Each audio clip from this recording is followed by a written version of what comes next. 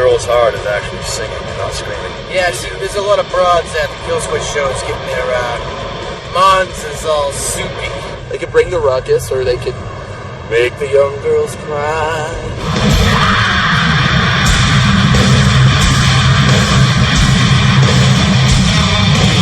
That's helped them prolong their career because so many other bands are just pigeonholed into this metalcore genre. Regular shows, if I stage dive, I get caught, and it's no big deal. All the 16-year-old girls freak out. I don't think so. Not on Jason Cass. Whoever told you that's line, they should be cut out of the DVD. Pretty much. Adam told me that. Well, cut these going. Adam D!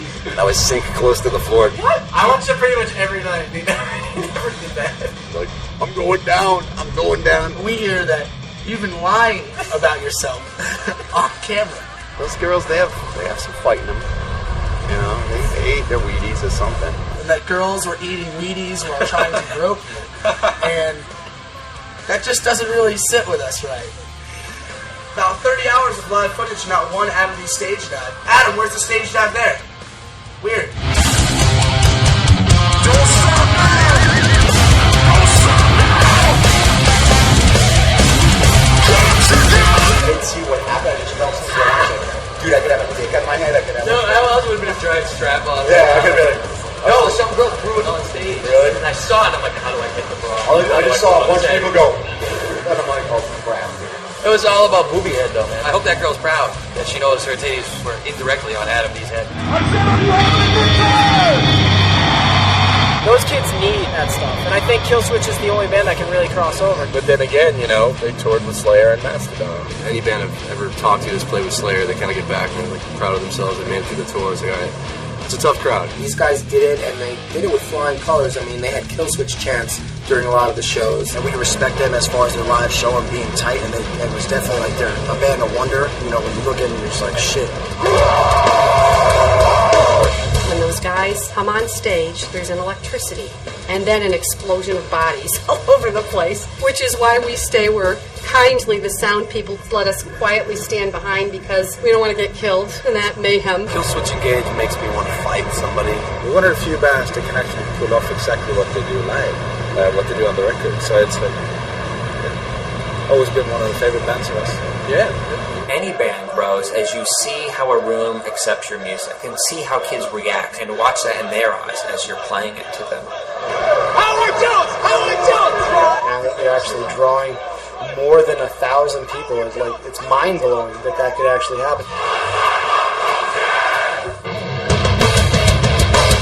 And that half that 1,000 are actually singing the words to something that we wrote. Just is no real word that describes the joy that we feel when that happens. It's killer. About the best you can ever hope for in a band.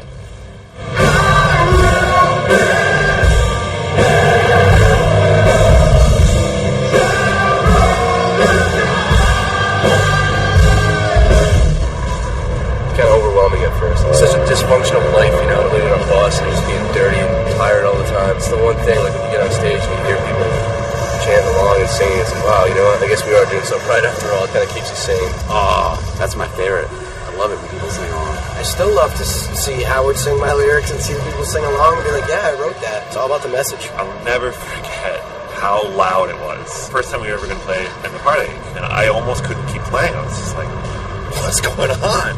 So we're playing, and Howard just turns around and looks at me like, what is this? And we're all just completely overwhelmed by it. And it's just, I don't know, it's unbelievable to think that there are that many people out there and everybody's singing it back.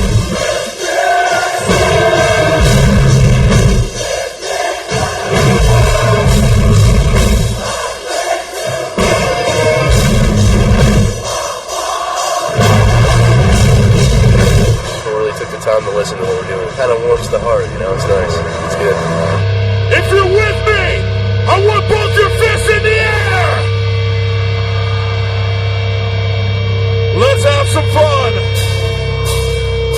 I don't know if we necessarily have fans. I think we just have people who listen to us and know that they're going to get one heck of a goofy show when they come see us play. They probably relate so well to audiences because there is no egos, there is no distance, you know. It's just the dudes having fun. when they do the best together as a band, I think it's because none of them allows egos to get in the way. If somebody acts the fool, then everybody else lets them know. It keeps them in line. Any one of them certainly could walk away, but I don't think any of the rest of them allow that to happen. It's a combination of a great bunch of people, and whether that's Howard now or Jesse before, on vocals, delivering things and being a frontman, and Mike holding down the bass, and Joel with the guitars. It's thick, it's true, and all of these guys are talented. But it is amazing to have somebody like Adam in the band. They can go up there and be retards on stage, and everyone loves it because the band's good enough to do that. I think they come on stage and do it well due to a mutual respect and trust in each other's abilities. It's a good time vibe when they play. It's almost a comedic situations a lot of the times. I think it's embarrassing, but it's completely respectable. What can you do when you're watching metal band? We brought a friend to a show at the Palladium. Joel's brother came out with this huge penis with balls. I'm embarrassed to admit this, but it's true. Flying across the stage comes an 8-foot rubber penis aimed at Adam. And of course jumped all over and started, licking it or something. Do I have anything to say about it? Just another Worcester show.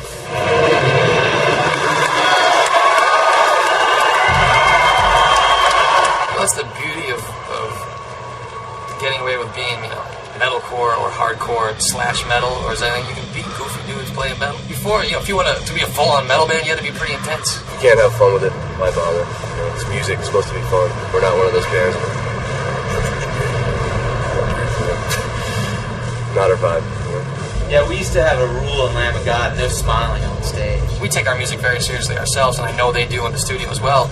But when you're on stage and you're traveling the country, you're here to have a good time, and you hope that the people who came to the show are here for the same reason. You don't have to put on the mean faces and pump the fists in the air and pretend like you hate the world. Not every kid listens to metal because he hates his life.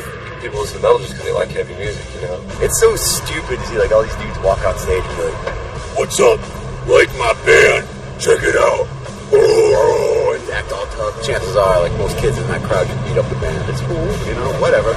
So I go for the opposite spectrum. It just sort of naturally happens. It wasn't pre-planned out to be different per se. Say if you were listening to music as a blind person, you would think, wow, this is kick-ass music. But if you were to see the music as a deaf person, you'd be like, this shit's fucking wacky, and are they serious or something, you know what I mean? That's the love or hate appeal. Unfortunately, I hate them. I don't even know if the band would be together if we weren't having fun on stage. Because if you don't have fun the time you're on stage, why the fuck are you here? Because the rest of the day sucks. If you're getting paid to do what they love, they better be happy. They didn't make any money last year, I know what you're saying, but they did Ozfest, so they should have made a shitload of money. They wasted all on jerk booths. I think a lot of other bands would look at us and think that we're a little too silly. I know a lot of people in the crowd are the same way. These guys are fucking nuts. What are they doing? They're sticking around and slap each other on the ass. We've recently started doing this 3-way guitar thing. The horns in the air while playing riffs with one hand. Me and Adam are both big Zach Wild fans. They'll do squeals every 2 seconds. Whether they're tasteful or not, it's kind of part of our show. Last Serenade, right after the first chorus, they always do this little jam session. It starts off with a squeal battle.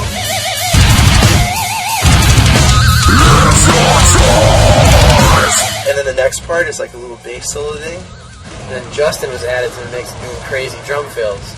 And now it's just been growing and growing and growing. When they hit those harmonics on their guitar, it seriously sounds like you went into a barn and shot a pig right in the side with a crossbow. Mike just has those poses where he's just like... Joel's got his school faces. He's like... Adam does the surprise school face a lot. He hits the school and he's like... I can't believe I just did that kind of thing. Yeah.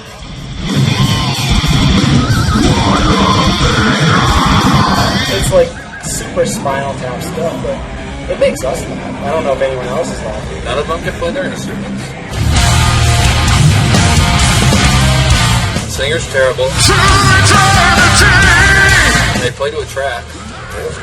Everybody knows that. When they're playing live, and Adam, I don't care if this hurts your feelings, because fuck you. Adam's so busy fucking off that Joel's the one that's actually playing the song. Watching Joel fucking play shit like it's nothing kind of pisses me off. Joel, that kid, Ghetto.